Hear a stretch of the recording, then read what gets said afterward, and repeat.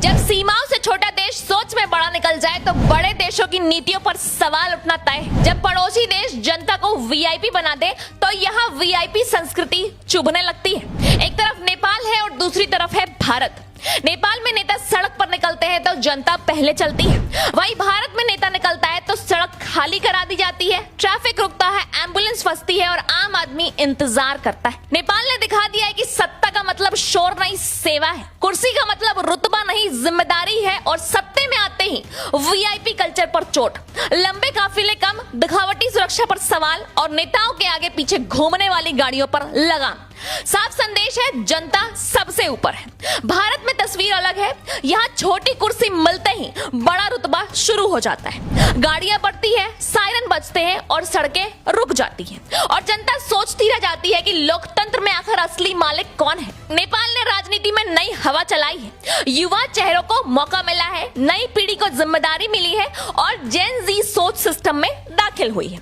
ऊर्जा, विजन, तेज फैसले, बदलाव की भाषा। वहीं भारत में युवा भीड़ में दिखता है, पोस्टर पर दिखता है, रैली में दिखता है, लेकिन फैसले लेने वाली कुर्सी तक पहुंचते पहुंचते लाइन छोटी हो जाती है। नेपाल ने शिक्षा पर सबसे बड़ा संदेश दिया है कि चाहे वह मंत्री का बच्चा हो, अफसर का बच्चा हो या किसी आम आदमी का बच्चा हो, पढ़ाई सबकी बराबर होनी चाहिए। सरकारी स्कूल मजबूत होंगे तभी देश मजबूत होगा। भारत में पैसा है तो बड़े स्कूल है, पैसा नहीं है तो टूटा सिस्टम है।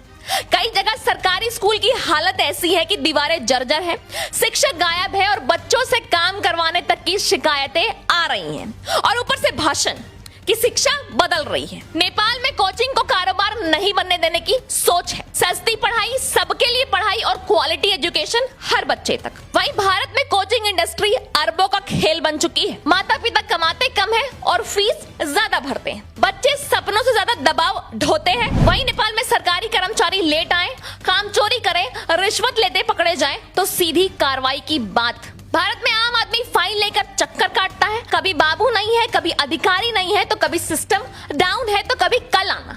नेपाल में सरकार के वादों का रिपोर्ट कार्ड जनता देख रही है, डिजिटल जवाबदेही, काम का हिसाब और वादों की निगरानी। भारत में चुनाव से पहले वादे ऊंचे हैं, चुनाव के बाद सवाल ऊंचे हैं और जवाब नीचे हैं। वहीं भारत में बड़े अस्पतालों में वीआईपी बोर्ड अलग है, लाइन अलग है, सुविधा अलग है, लेकिन दर्द सबका एक है, लेकिन इलाज सबका अलग। नेपाल में सरकारी दफ्तर व्यवस्था से चले, चेहरों से नहीं। भारत में तस्वीरें बदलती रही हैं, फाइलें वही पड़ी रहती हैं। नेपाल में भ्रष्टाचार पर फाइलें खुलती हैं और भारत में घोटाले खुलते हैं, बहस होती है और फिर सब शांत। अब सवाल सीधा है कि भारत 140 करोड़ लोगों का देश है, दुनिया की सबसे बड़ी लोकतांत्रिक